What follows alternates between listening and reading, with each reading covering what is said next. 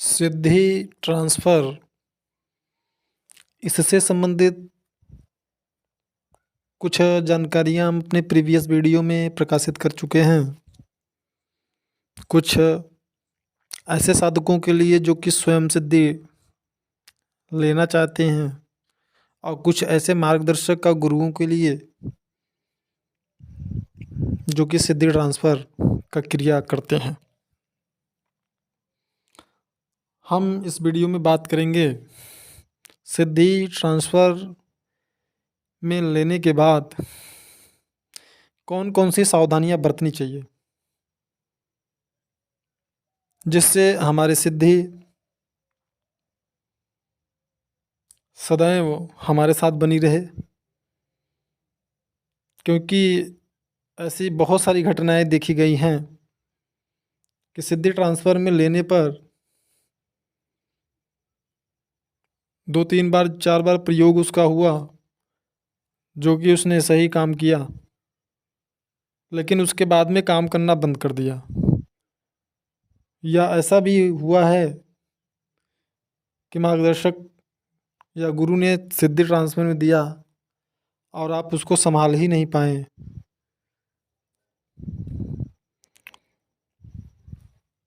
उसके प्रति जो सावधानियां थी वो सावधानियां आप बरत नहीं पाए और वह सिद्धि आपको छोड़ के चली गई,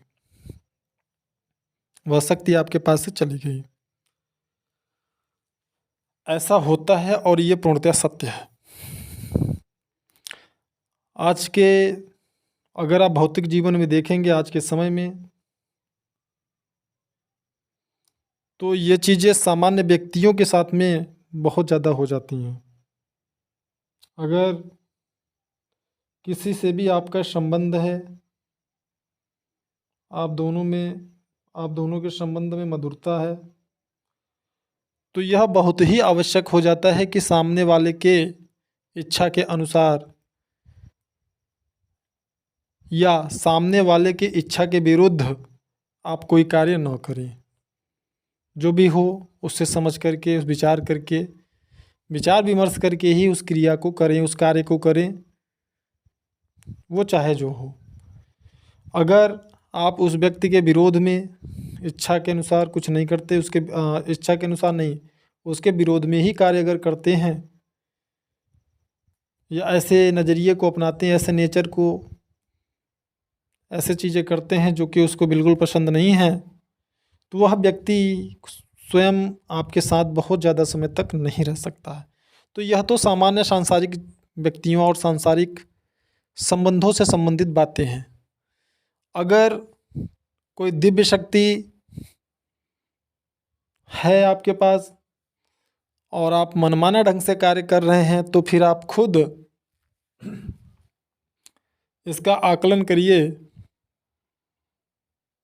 कि वह शक्ति कब तक और कितने समय तक आपके पास रहेगी या रह सकती है। तो अगर ऐसा होता है तो इसका दोषारोपण किसी भी प्रकार से आप अपने मार्गदर्शक या गुरु पर नहीं कर सकते हैं, ये आपकी स्वयं की गलती है।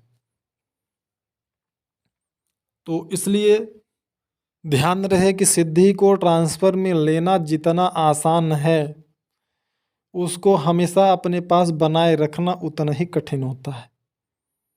सिद्धि को ट्रांसफ़र में लेने के बाद बहुत सारी सावधानियां बरती जाती हैं, जिनमें से कुछ सावधानियां हम आपको इस वीडियो में बताएंगे और कुछ सावधानियां नेक्स्ट वीडियो में आपको बताएंगे। जैसे अब कुछ सावधानियों की बात कर लें।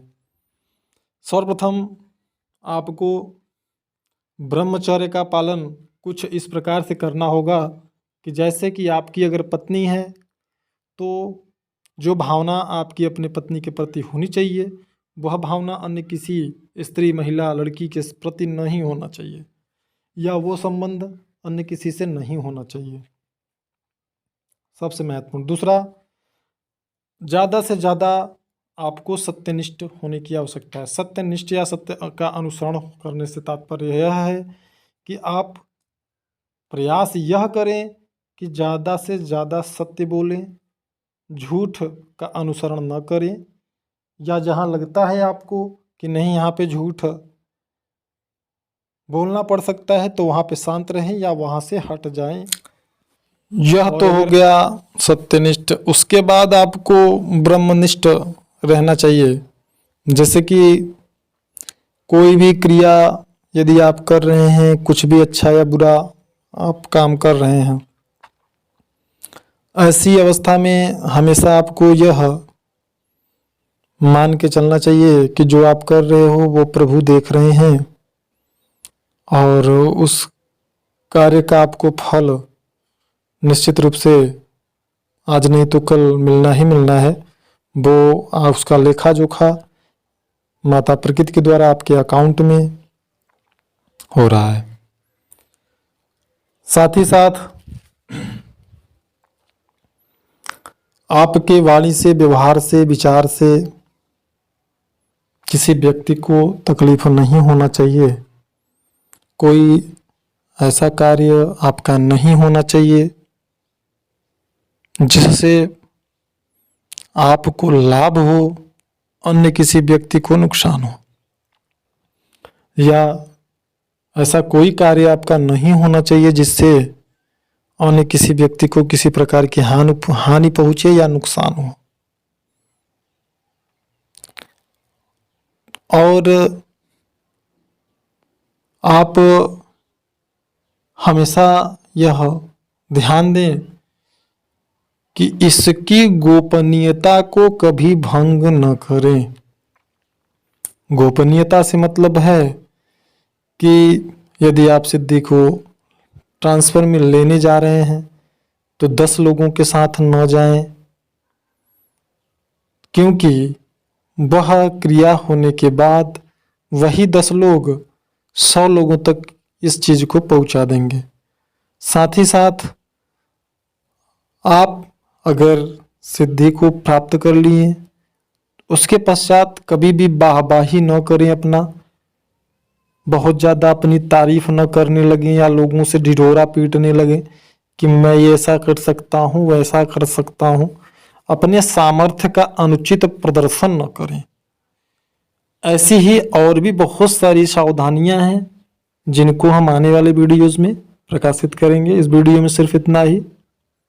अच्छा लगा हो तो औरों को शेयर करें ताकि सबको इससे लाभ हो।